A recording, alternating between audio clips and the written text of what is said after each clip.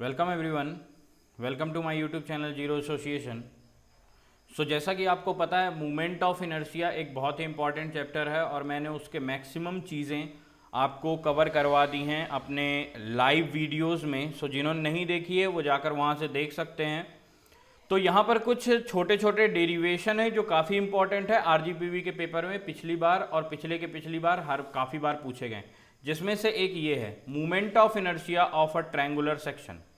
ठीक है, तो movement of inertia of a triangular section के लिए हम ये एक फिगर देखिए, ए बी सी एक ट्रायंगल एज्यूम करते हैं जिसमें हम पी क्यू एक स्ट्रिप मान लेते हैं। स्ट्रिप मतलब एक पट्टी हमने कट कर ली पी क्यू। अब यहाँ पर डायमेंशनिंग हमने कर दी, जो बेस है बी सी उसको बी मान लिया, हाइट को एच मान लिया और ए से पी क्यू की डिस्टेंस को एक्स मान लिया, और ये जो पी क्यू स्ट्रिप है इसकी बिड्थ को हमने डी एक्स मान लिया। यही मैंने लिखा है, consider a triangular section A B C whose movement of inertia is required to find out. B is the base of the triangular section, H is the height of the triangular section. Consider a small strip PQ of thickness dx at a distance of x from the vertex A. ठीक है, तो इसके बाद हमको इस figure में एक चीज हमको देखने को मिल रही कि ए बी सी ट्रायंगल और ए पी क्यू ट्रायंगल ये दोनों सिमिलर ट्रायंगल हैं।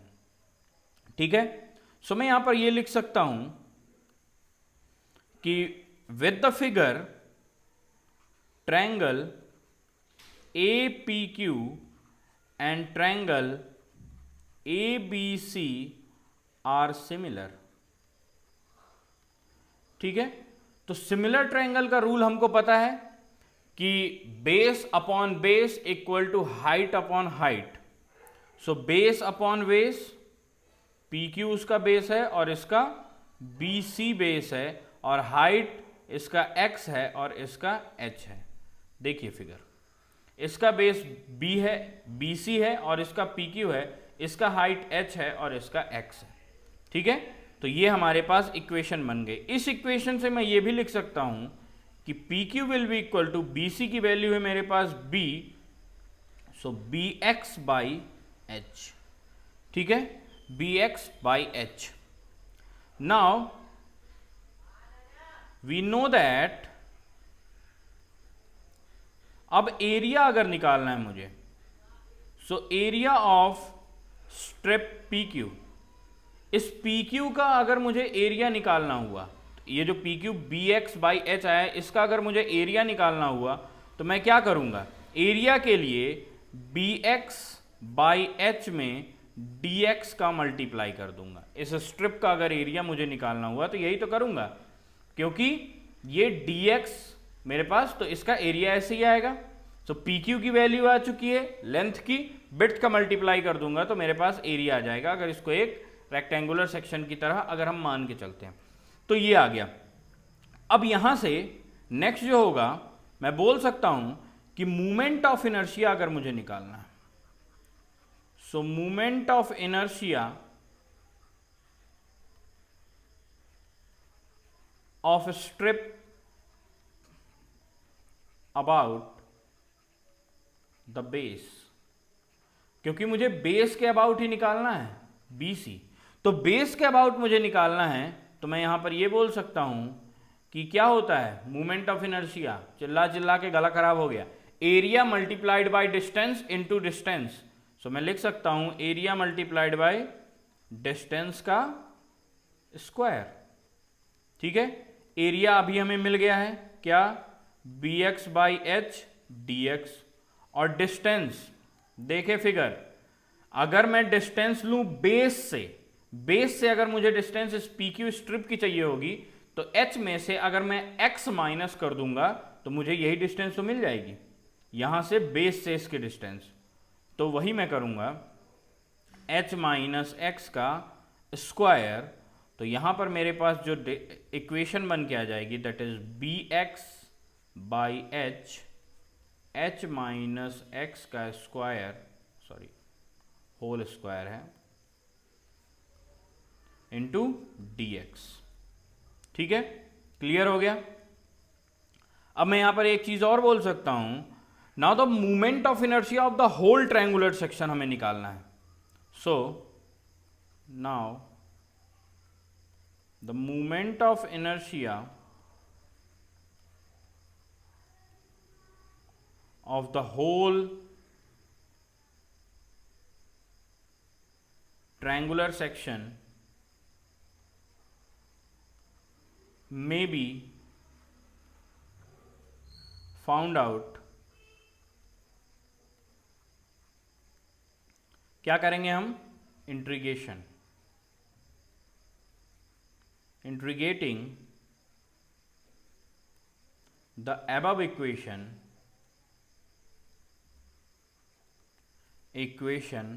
for the पूरे के लिए, for the whole height of triangle. तो होल हाइट ऑफ ट्रायंगल क्या होगी? होल हाइट ऑफ ट्रायंगल क्या होगी? 0 से h. यही तो है होल हाइट. तो मैं इसको इक्वेट कर देता हूं. तो आई बी सी, ये मैं बेस के अबाउट निकाल रहा हूं इसलिए मैं बी सी लिख रहा हूं. Integration 0 to h bx by h h minus x का whole square dx. Whole square open कर दीजिए. So 0 to h bx by h a square plus B square minus 2ab, यही तो होता है फॉर्मूला, dx. ठीक है. यहां पर b और h कांस्टेंट है, ब्रेड्थ और हाइट तो दी रहेगी ट्रायंगल की, तो उनको बाहर कर लेते हैं. b by H.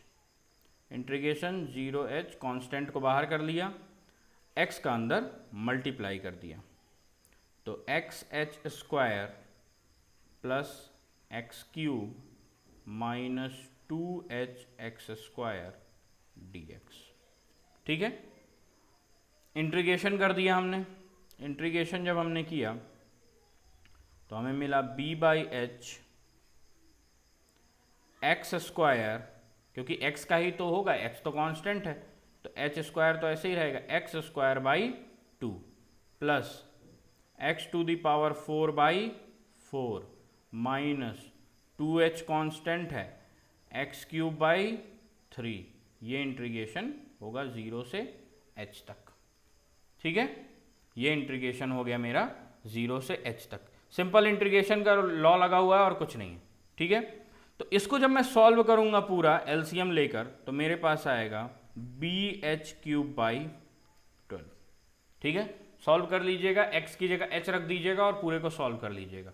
तो बी एच क्यूब बाई 12. ठीक है. ये आ गया. अब ये कहां से हमने लिया है? बेस से लिया है. तो इसका अभी डेरिवेशन कंप्लीट नहीं हुआ है, तो हमको यहां पर लिखना होगा कि we know that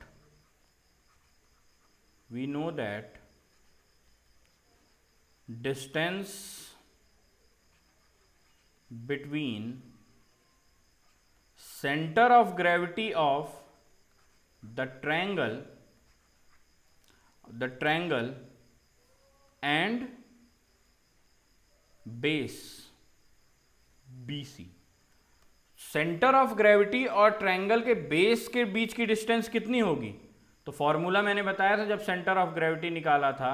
so D will be equal to h by 3. h by 3 पर ही तो होता है सेंटर ऑफ ग्रेविटी, नीचे से. ठीक है. पूरी अगर हाइट h है, सो मैं यहां पर लिख सकता हूं कि movement of inertia of the triangular section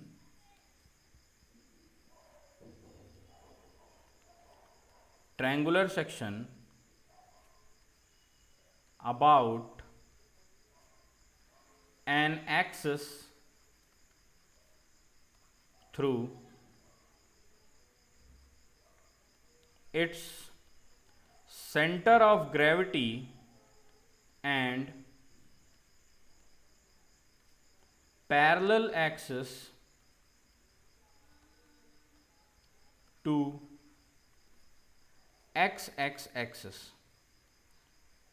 तो सेंटर ऑफ ग्रेविटी और जब पैरेलल एक्सिस है, इसके अबाउट इसका centre of moment of inertia क्या होगा, इसके लिए आपको सेंटर पैरेलल एक्सेस थ्योरम आनी चाहिए। ठीक है, तो फॉर्मूला क्या होता है उसका फॉर्मूला होता है I x x will be equal to I G plus A H square. ये फॉर्मूला होता है centre of parallel axes theorem का। तो मैं यहाँ पर आपको उसी के आगे इसी पे पुट करके बता दे रहा हूँ। ठीक है, सो आई एक्स एक्स तो हमको नहीं पता, बट आई जी हमको निकालना है। यही तो निकालना है, क्या निकालना है, centre of gravity and parallel axes. ठीक है, तो आई जी हमको निकालना है, आई एक्स एक्स की जगह आई बी सी, क्योंकि बेस जो है वो बी सी ही है, और ए एच स्क्वायर। बट यहां पर जो हमारे पास यहां पर जो आया है ये फॉर्मूला जो है माइनस में जा रहा है। सो यहां पर जो हमारे पास वैल्यू आएगी that is an negative values, so minus A D square. H की जगह यहां पर डी होगा, क्योंकि हमें हाइट डी के अबाउट निकालनी है। तो मैं यहां पर पुट कर दूंगा वैल्यूज। तो नेक्स्ट पेज हम करते हैं, क्योंकि थोड़ा बड़ा इक्वेशन बनने वाला है। सो क्या होगी, I G will be equal to I B C minus A D square. So I B C क्या आया है, B H cube by 12 minus A क्या है, ए मतलब एरिया, बी एच बाई 2, क्यों, हाफ बेस इंटू हाइट। ठीक है, और डी क्या है, एच बाई 3 का होल स्क्वायर। तो इसको मैं जब सॉल्व करूंगा तो मेरे पास आएगा बी एच क्यूब बाई 36। तो ध्यान रखिएगा, अगर सेंटर ऑफ ग्रेविटी से डिस्टेंस पूछता है तो बी एच क्यूब बाई 36 होता है, और अगर बेस से पूछता है तो बी एच क्यूब बाई 12 होता है। यह हमेशा ध्यान रखिएगा। अब इसके कुछ इंपॉर्टेंट पॉइंट्स हैं, मैं उनको नोट बना के लिखा देता हूं। तो लिख लीजिएगा note. So note number 1, the moment of inertia of section about an axis through its vertex and parallel to the base. अभी हमने क्या निकाला था, बेस के अबाउट निकाला था। अब आपसे कोई पूछ दे ऊपर साइड से वर्टेक्स से क्या होगा, तो आप इसके लिए सीधे I G plus A D square formula लगाओगे। वहां पर हम नीचे से ले रहे थे क्योंकि तो हमको घटाना पड़ रहा था, बट यहां पर अब घटाना नहीं पड़ेगा। तो हम इस फॉर्मूले का यूज करेंगे और यहां पर हम लिख लेंगे B H cube by 12, I G है हमारे पास, plus area B H by 2 and 2h by 3 का स्क्वायर, क्योंकि h बाई 3 नीचे से था तो h में से h बाई 3 माइनस करेंगे तो 2h बाई 3। सो ये आ जाएगा मेरे पास B H cube by 4।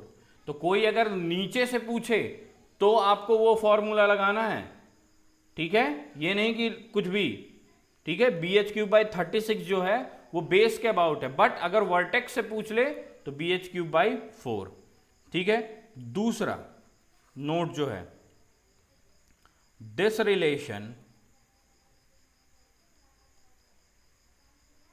Holds good for any type of triangle. ये किसी भी टाइप के ट्रायंगल के लिए ट्रू है। ठीक है, तो अगर कहीं पर भी पूछा जाता है ट्रायंगल के लिए तो आप सीधे यही फॉर्मूला लगाएंगे दोनों। ठीक है, क्योंकि ये सारे ट्रायंगल्स के लिए एलिजिबल फॉर्मूला है। सो इतना ही है इस वीडियो में। सो अगर कोई डाउट आता है तो कमेंट सेक्शन में बताइएगा। Otherwise goodbye, take care.